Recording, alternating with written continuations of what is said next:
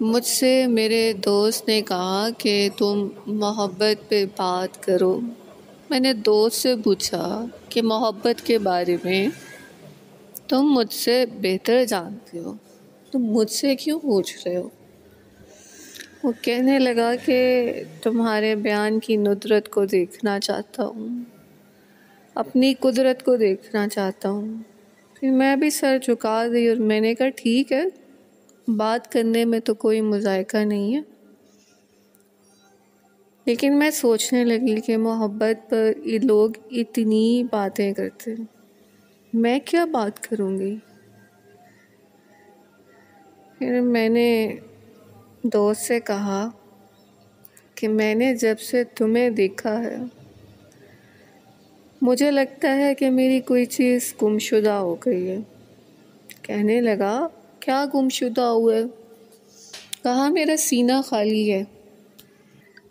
ایسے لگتا ہے کہ سینے میں دل نہیں ہے۔ وہ مسکرا دیا، کہنے لگا یہ اچھا بیان ہے، اسی کو محبت کہتے ہیں۔ اور میں اس کی طرف دیکھتے دیکھتے پھر گم ہو گئی، کھو گئی، اور ایسی کھوئی کے لفظ بن گئے، لفظ گمشدہ ہو گئے۔ محبت تب شروع ہوتی ہے جب حسین مل جاتا ہے، جب حسین سامنے ہوتا ہے، جب حسین کی رویت صورت محویت میں ڈھلنے لگتی ہے، اس کو دیکھ کر، اس کی صورت کو دیکھ کر چاند یاد آ جاتا ہے، صورت یاد آ جاتا ہے، لیکن پھر احساس ہوتا ہے کہ وہ بھی کم ہے۔ پھر اور استعارے ڈھونڈے جاتے ہیں کہ کوئی ایسی چیز جو بیان میں آئے، جو بتائی جا سکے، جو سنائی جا سکے۔ ایک گمشدگی میں بس ایک بات بیان ہمیں آتی ہے کہ تمہاری کوئی مثال ہے ہی نہیں، جس کے لیے خود بنانے والے نے، تخلیق کار نے کہہ دیا کہ یہ ایسی صورت ہے کہ اس کی کوئی مثال نہیں ہے، جیسے کہ خود تخلیق کار کی مثال نہیں ہے تو اس صورت کی بھی مثال نہیں ہے، ایسی صورت ہے۔ جب تخلیق کار نے اس صورت کو ایسے بنایا کہ اور کہا قلم توڑ کے کہ یہ صورت ہے حتمی، یہ صورت ہے حتمی، تو سوچئے وہ جو حتمی صورت سے ایک حسین صورت اور بھی تھی جس پر زلیخا کے منہ سے نکل گیا تھا حاشا للہ، اور وہ بیچاری دیوانی ہو گئی۔ جب حسن تمام سامنے ہو، اس کی رویت ہو، زبان، دل، آنکھ، عقل، دانش، ہاتھ، سب کچھ اس کے اختیار میں آ جاتے، اور یہ کوئی زبردستی کا سودا نہیں ہوتا۔ قربان ہونے کو جی چاہتا ہے، قربان کرنے کو جی چاہتا ہے، قربان ہوا جاتا ہے۔ پیار ہی اتنا ہوتا ہے، حسین اتنا ہوتا ہے، حسن ایسے ہوتا ہے جیسے چاندنی کسی برتن سے اگل رہی ہو، جیسے آسمان سے سرمئی بادل فضا میں تیر رہے ہوں، اور فضا سے روشنیوں کی مدھم مدھم لکیریں، شعاعیں، جملوں کی صورت زمین پہ پڑ رہی ہوں۔ اس حسن اتفاق پر کہ محبوب تیری کوئی مثال نہیں ہے، تو ایسا لازوال عتیق ہے، تو ایسا لازوال در عینی ہے، تو ایسا لازوال ہیرا ہے، جس کی تلاش میں کئی کان کن نکلتے ہیں لیکن کان کنی سے گھبرا جاتے ہیں، کئی تو واپس مڑ جاتے ہیں، کئی راستہ چھوڑ دیتے ہیں، کئی ہوش ہی کھو دیتے ہیں، لیکن کچھ ایسے ہوتے ہیں کہ جو چوٹی پر پہنچ جاتے ہیں اور پھر جب وہ فتح کا جھنڈا لہراتے ہیں تو حسن والے کو بھی پیار آ جاتا ہے، اور یہ ہوتا ہے عشق کا جھنڈا جو کہ پہاڑ کی چوٹی پر لگا دیا جاتا ہے کہ یہ سر ہو چکی ہے۔ اور جب انسان کو ایسی فتح نصیب ہو جاتی ہے، کمال نصیب ہو جاتا ہے، تو یہ فرق جاتا رہتا ہے جاذب کون ہے، مجذوب کون ہے، ناظر کون ہے، نظارہ کون ہے، شاعر کون ہے، غزل کیا ہے، ترتیب کیا ہے، مرتب کون کر رہا ہے، ود میں کون ہے اور واجد کون ہے، رنگ ساز کون ہے، رنگی گئی چادر کس کی ہے، پیمانہ ایک ہو جاتا ہے، اور جب پیمانہ ایک ہو تو ایک ہی پیمانے میں عاشق و معشوق ایک ساتھ رقص میں ہو جاتے، ایک ہی پیمانے میں رقص ہوتا ہے،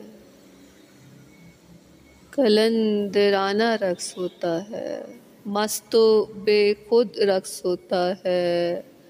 وجد پیدا کرتا ہے رقص، موسیقی پیدا کرتا ہے رقص، رمزیہ رقص ہوتا ہے، تتلیاں جیسے رقص کرتی ہیں، جگنو جیسے روشنی دیتے ہیں، افلاک پر جو پربت چھوتا محسوس ہوتا ہے رقص ہوتا ہے، آسمان سے جو کرنیں زمین پر آتی ہیں انہیں زمین کی چاہت ہوتی ہے کہ بلندی سے نیچے آتی ہیں، یہ ان کا رقص ہوتا ہے، زمین آسمان کی طرف کشش کو جاتی ہے، بڑھتی ہے، بیج ڈلواتی ہے اپنے اندر، چھو سکے آسمان کو، یہ رقص ہوتا ہے، یہ زمین کا رقص ہوتا ہے، کائنات کی ہر شے رقص میں ہے، ہر شے وجد میں ہے، یہ افلاک بھی وجد میں ہے، یہ زمین بھی وجد میں ہے، یہ اشجار کی اپنی وجدانی رویت ہے، یہ پھولوں کی اپنی وجدانی خوشبو ہے جس سے لہمی افکار تراوٹ پاتے ہیں، روشنی پاتے ہیں، یہ شبنم کا وجد ہے کہ جو پھول کو خوشنما بناتی ہے، شبنم نہ پیدا ہو تو پھول بھی خوشنما نہ لگے، یہ کانٹوں کا وجد ہے کہ وہ پھول کے لیے پیدا ہوتے، ان کی حفاظت کرتے ہیں، کہ وہ پھول کو چھونا چاہتے ہیں، چھو نہیں سکتے تو وہ چھونے نہیں دیتے اس کو، جو پھول کو چھوئے چپ جاتے ہیں، یہ کانٹوں کا وجد ہے، وہ کلیوں کا وجد ہے کہ جن کو چھوتے ہی ہاتھ میں نرمی ملائمت کا لمس آتا ہے، اور یہ لمس کا وجد ہے جب عاشق عاشق کو اپنے احساس اور خیال کے بل پر پاتا ہے، تو یہ لمس کا وجد ہے کہ فرق نہیں رہتا، صرف احساس باقی رہ جاتا ہے کہ ہے وہی ہے، اور جب وہی ہوتا ہے تو رقص ہوتا ہے، تو رقص ہوتا ہے، تو رقص ہوتا ہے، تو وجد ہوتا ہے، وجدان کی وادی میں الف اللہ، میم قہار۔ یہ ہے وجدانی اخبار، منشور ہوگا، ہو رہا ہے، نشر ہوگا، نشریات ٹیلی کاسٹڈ، ویژن اپ گریڈ ہو جاتا ہے، ورژن بھی اپ گریڈ ہو جاتا ہے۔ جزدان قرآن،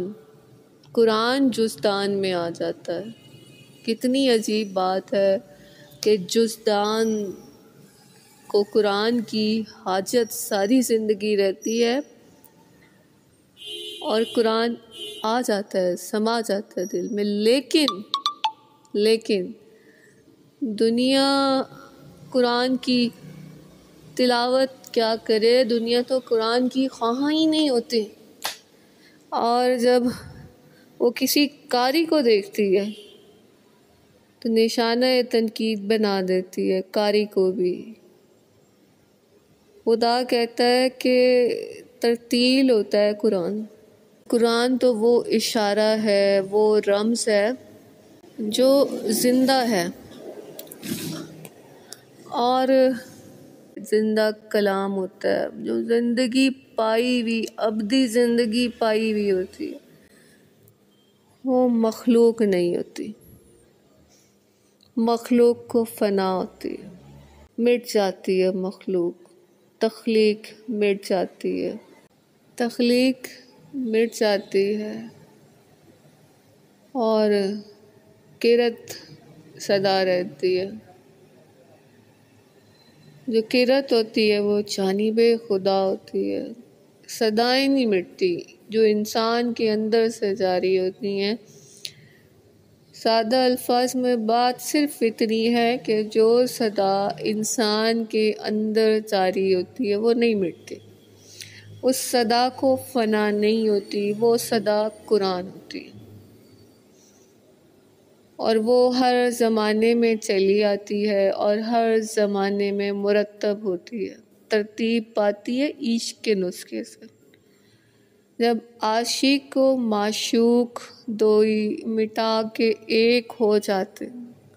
تو ایک جامع نسخہ مرتب ہو جاتا ہے، جزدان میں قرآن آ جاتا ہے، اور یہ میم کا بال صلی اللہ علیہ وآلہ وسلم، اور یہی وہ راستہ ہوتا ہے جس کے لیے وہ کہتا ہے کہ میں نے یہ راستہ تو آج مکمل کر دی ہے۔ اس راستے پر تکمیل کی مہر آپ صلی اللہ علیہ وآلہ وسلم کے ہاتھ سے لگوائی گئی۔ بنام محمد یہ راستہ ہے، طریقہ محمدی صلی اللہ علیہ وآلہ وسلم اس راستے پر چلا جاتا ہے، اور جس راستے پر آپ صلی اللہ علیہ وآلہ وسلم ہوتے ہیں وہ انعام یافتہ راستہ ہوتا ہے۔ ایک جگہ خدا فرماتا ہے کہ ہدایت مانگو صراط مستقیم کی، اور ایک جگہ وہ خود فرماتا ہے، سورہ ہود میں فرماتا ہے کہ وہ خود صراط مستقیم پر ہے، اور جہاں جہاں رب ہوتا ہے وہاں وہاں اس کا محبوب ہوتا ہے، تو آپ صلی اللہ علیہ وآلہ وسلم صراط مستقیم پر انعام یافتہ کی راہ۔